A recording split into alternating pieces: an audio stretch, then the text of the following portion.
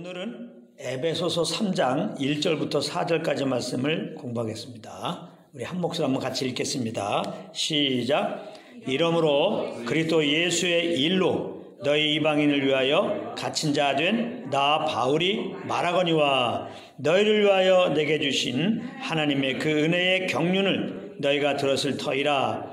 곧 계시로 내게 비밀을 알게 하신 것은 내가 먼저 간단히 기록한 것 같으니 그것을 읽으면 내가 그리스도의 비밀을 깨달은 것을 너희가 알 수 있으리라. 아멘. 오늘 이 말씀을 공부하겠는데요. 오늘 본문을 보면 이러므로 그리스도 예수의 일로 이렇게 시작하고 있는데요. 여기 그리스도 예수의 일이라고 하는 것은 3절에 보면 비밀, 그리고 4절에 보면 그리스도의 비밀, 그리고 5절에 보면 성령으로 나타내신 것, 이런 말들이 나오는데요. 다 같은 의미로 쓰여진 것입니다. 이 말은 곧 예수 그리스도의 그 십자가로 말미암아 이제 이방인들도 유대인들과 동등하게 하나님 나라의 동일한 시민이요 하나님의 식구가 되어서 이 둘이 함께 성령 안에서 하나님 아버지를 섬기게 하는 일을 말하는 것입니다. 바울은 이 비밀을 계시로 받고 이방에 증거하다가 유대인들로부터 핍박을 받고 급기야 감옥에 갇히게 되었는데요.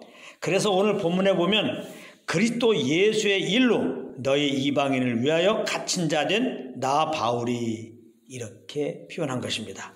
그럼 유대인들은 왜 복음을 증거한 바울을 핍박했을까요? 그들은 아브라함의 후손인 자기들만 거룩한 하나님의 택한 백성이라고 생각하고 있었습니다. 이방인들은 개로 취급하고 말입니다. 그런데 바울이 창세전에 하나님께서 그리스도 안에서 이방인들도 택하셨다. 그래서 이제 그리스도의 십자가로 말미암아 둘이 한 몸, 한 세 사람, 즉 교회를 이루어서 성령 안에서 함께 하나님 아버지를 섬기게 되었다고 하니까 분개해서 바울을 핍박했던 것입니다.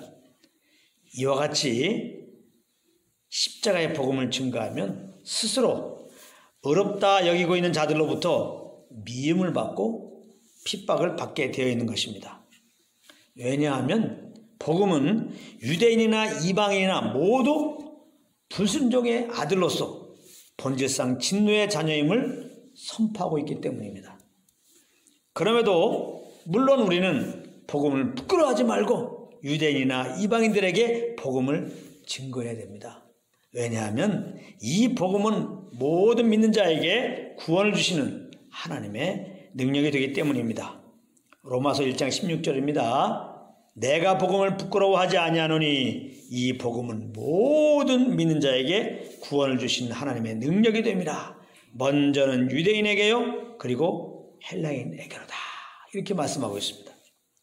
2절에 보면은 은혜의 경륜이라는 말이 나옵니다. 은혜의 경륜. 이것을 현대인의 성경은 그 은혜의 직분 이렇게 해석했어요.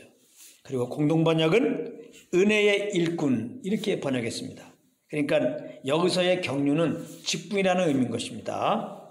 바울은 이 복음을 증거하는 은혜의 직분을 하나님이 주셨다 이렇게 지금 말씀하고 있는 겁니다. 그런데 알고 보면 믿는 자들은 기본적으로 이 복음을 증거하는 직분을 받은 자들입니다. 왜냐하면 복음은 성령으로 말미암아 증거하는 것인데 성령님은 믿는 자들 안에 거하고 계시기 때문입니다. 그래서 우리 안에서 자꾸 그 은혜 복음을 알려주시고 그 경험된 복음을 자꾸 증거하도록 그렇게 독려하고 계신다 이 말이에요. 그래서 이 소원함을 따라서 복음을 증거하게 되는 것이죠.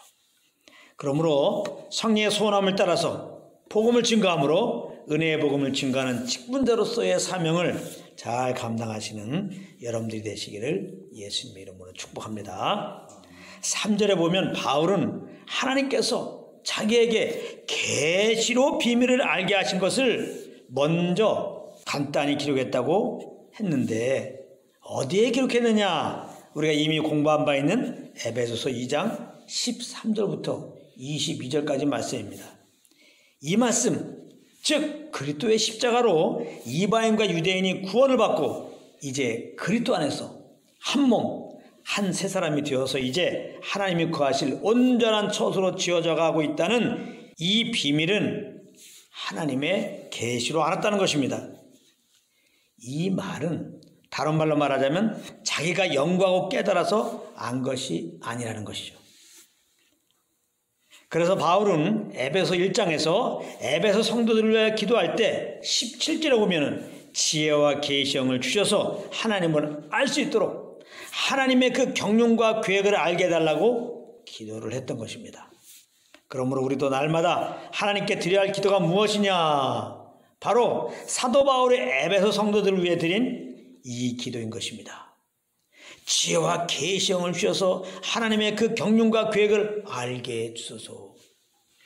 예수 그리스도의 십자가의 은혜로 말미암아 구원받은 유대인과 이방인들이 하나가 되어서 하나님이 거하실 처소로 지어져 가고 있다는 이 비밀을 알게 하소서. 이거 기도하는 것입니다. 그래서 우리가 성령의 조명으로 이 비밀을 안다면 어떻게 됩니까? 우리는 서로 예수 그리스도로부터 받은 그 은혜와 사랑으로 형제들을 대하게 되는 것이죠. 서로 우월의식을 가지지 않고 동일하게 예수 그리스도의 피로 죄 사함 받은 자들로서, 즉 사랑에 빚진 자들로서 서로 주님께 받은 그 사랑으로 연합하여서 함께 구원의 하나님만 높이게 되는 것입니다. 이런 은혜가 우리 모임 가운데 넘치기를 원합니다. 4절에 보면 그것을 읽으면 내가 그리스도의 비밀을 깨달은 것을 너희가 알 수 있으리라, 이렇게 말씀하고 있어요.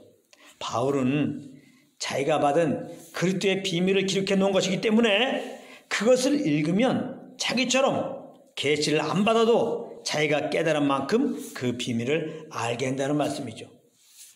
지금은 바울처럼 하나님께서 특정한 사람들을 불러서 하나님의 그 경륜을 계시해 주시는 때가 아닌 겁니다. 그러니까 계시받기 위해서 계룡산에 올라갈 필요가 없습니다. 하나님은 이미 바울에게 그 그리스도의 비밀을, 하나님의 경륜을 다 알려주셨고 이렇게 성경에 기록해 놓도록 하셨습니다. 그러므로 우리는 하나님의 경륜을 알기 위해서는 그 기록해 놓은 말씀만 읽으면 되는 것입니다. 지금은 새로운 계시를 받을 때가 아니라 이미 계시되어 기록해 놓은 말씀을 주야로 읽을 때라, 이 말씀입니다. 로마서 10장 17절에 보면 믿음은 들음에서 나고 들음은 그리스도의 말씀으로 말미암는다고 말씀하였습니다. 우리가 말씀 읽으면 우리 귀에 그 말씀이 들려지게 돼요. 그 말씀을 들음으로 믿음이 난다는 것입니다. 이 말씀은 우리가 말씀을 듣는 가운데 성령의 조명이 비춰져서 바울이 계시로 받았을 때와 같은 깨달음으로 그리스도의 비밀을 알게 된다는 것입니다. 그러므로 항상 예수 그리스도의 말씀을 읽으시고 그리스도의 말씀을 듣는 중에 성령의 조명으로 그리스도의 그 십자가와 그리스도의 그 십자가의 은혜와 사랑을 더 알게 되시기를 우리 주 예수 그리스도의 이름으로 축복합니다.